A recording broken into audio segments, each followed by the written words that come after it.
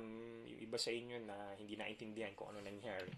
So, ginawa natin, nag-create tayo ng URL patterns na list.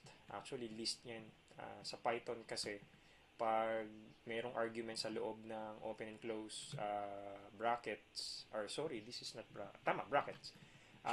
That is considered as a list. Okay, pagka sa braces naman, dictionary. Okay, so I hope na meron kayong kahit paano konting basics ng Python. Okay, so ginawa natin, nag-import tayo ng path function. Dito natin ilalagay yung mga arguments. In this case, yung endpoint route na gusto nating i-map dun sa view function na home natin, and then yung mismong view function na home. Okay, ito explain ko sa inyo.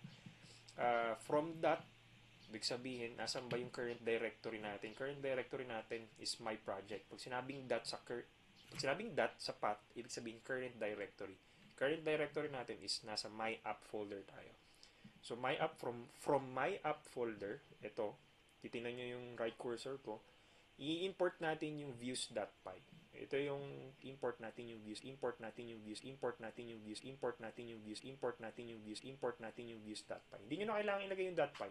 Understood na ni Python yan na py module yung ini-import nyo. Okay?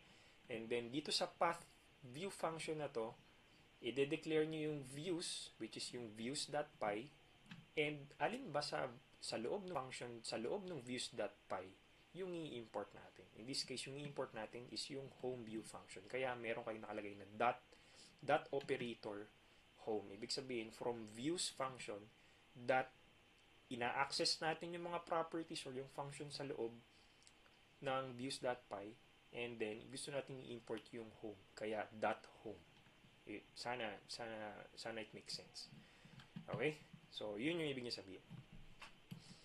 Okay, so na-map na natin yung view function, yung home view function dun sa endpoint route na home. Ibig sabihin, ito yung client natin, client browser, client web browser, and then gusto ko mag-request dito sa IP address na to at saka sa port na to na ano ba yung content dun sa endpoint path na /home.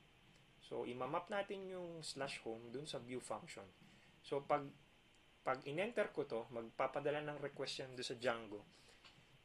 And then, itong /home na to, since imamap natin to dun sa view function na home, ito yung gagawin niya. Ito yung function na gagawin niya. So, i-render niya yung index.html. Okay, if that makes sense. Okay? So, tapos na ba tayo? I think may mag-error yan.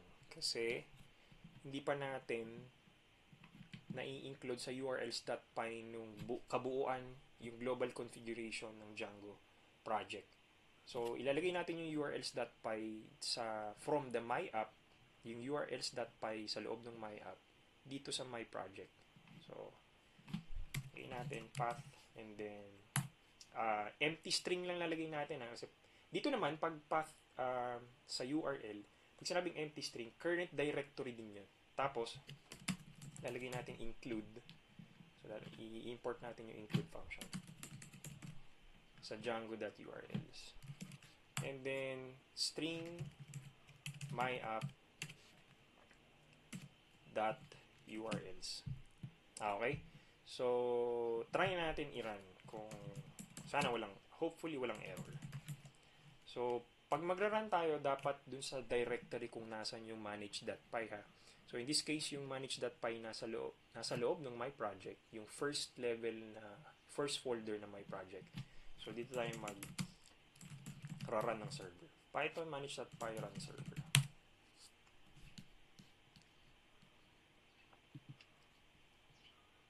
Ayun.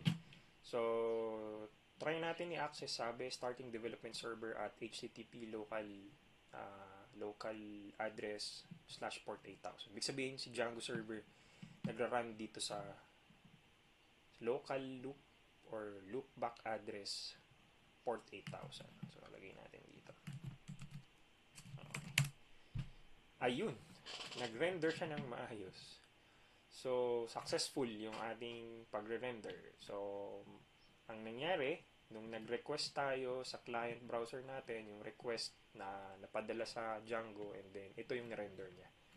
Okay? So, try to explore Django. gawa kayo ng sarili nyong web app and masaya to, promise. Okay?